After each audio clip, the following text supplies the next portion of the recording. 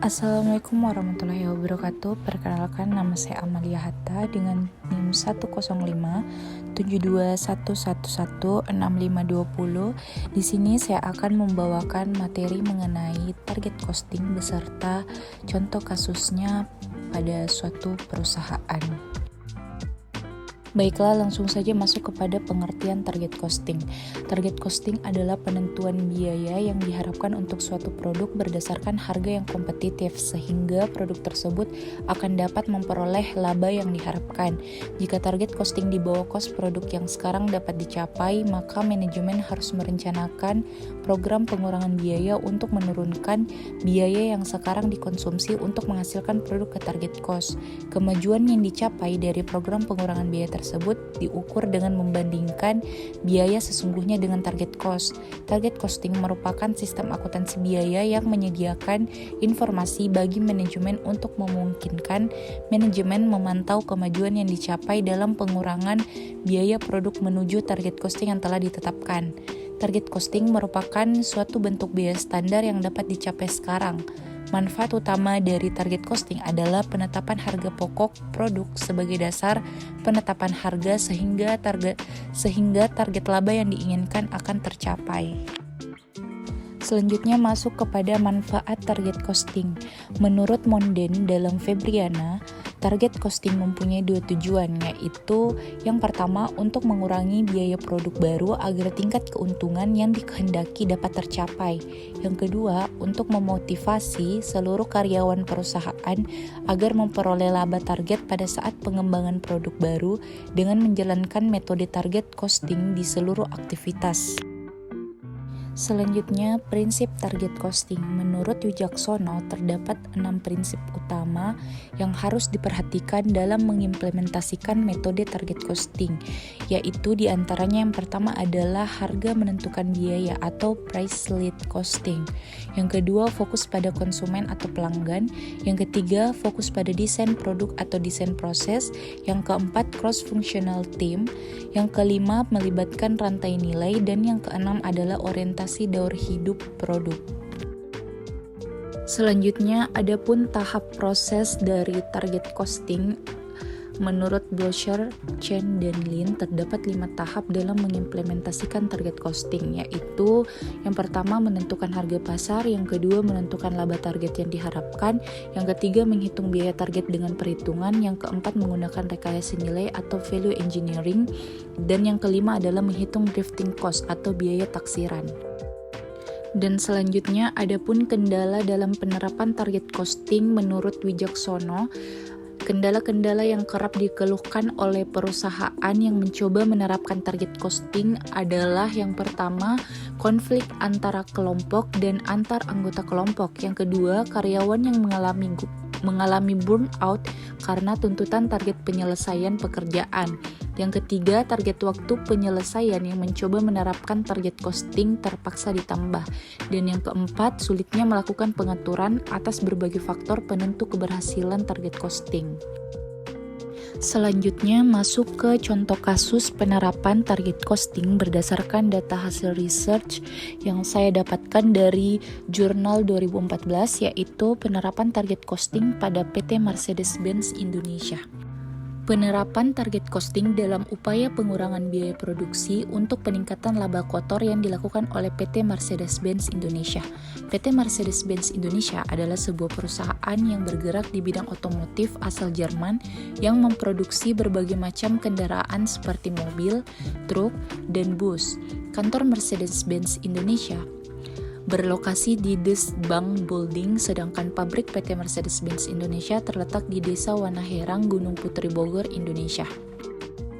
Dan salah satu cara yang dilakukan oleh perusahaan ini dalam memaksimalkan laba kotor dalam penjualan mobil adalah dengan penerapan target costing, di mana target costing adalah penerapan harga pokok produksi sebagai dasar penetapan harga sehingga target laba yang diinginkan dapat tercapai.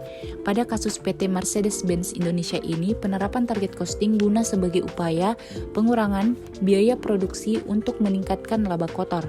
Kemudian perlu ditambahkan bahwa dari kalkulasi optimasi biaya yang dilakukan oleh PT Mercedes-Benz Indonesia, ternyata diperoleh margin laba yakni sebesar 15%. Oleh karena itulah, akan dilakukan perhitungan target costing di mana besarnya target costing dalam penjualan mobil per unit untuk tahun 2011 sebesar 289 miliar 170 juta ribu rupiah dan untuk tahun 2012 sebesar 353 miliar 855 juta rupiah. Baiklah, di sini kita bisa lihat pada tabel 5, berdasarkan tabel tersebut, hasil perbandingan total biaya yang dikeluarkan oleh perusahaan dengan menurut target costing, maka dapat dikatakan bahwa dengan penerapan target costing lebih efisien jika dibandingkan dengan yang dikeluarkan oleh perusahaan.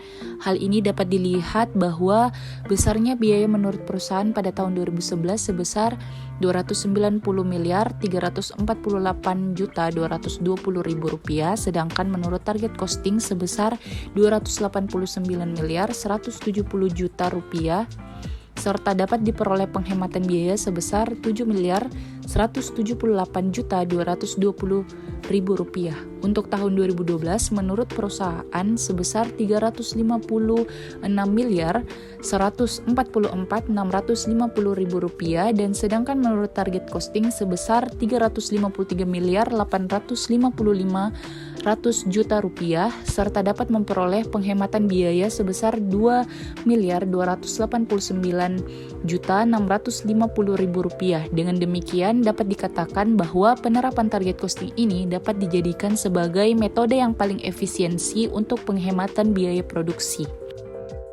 Jadi dapat disimpulkan bahwa penerapan target costing dalam upaya pengurangan biaya produksi dilakukan dengan melihat hasil dari perbandingan antara total biaya yang dikeluarkan oleh perusahaan dengan menggunakan biaya standar dan dengan menurut target costing yang akan menunjukkan bahwa total biaya yang dikeluarkan oleh perusahaan dengan menggunakan biaya standar pada tahun 2011 yang sebesar 390.993.814 rupiah dan dengan menurut target costing tahun 2011 sebesar 380.500.000 rupiah dan untuk biaya standar tahun 2012 sebesar 393.519.385 rupiah, sedangkan menurut target costing sebesar 390 juta rupiah.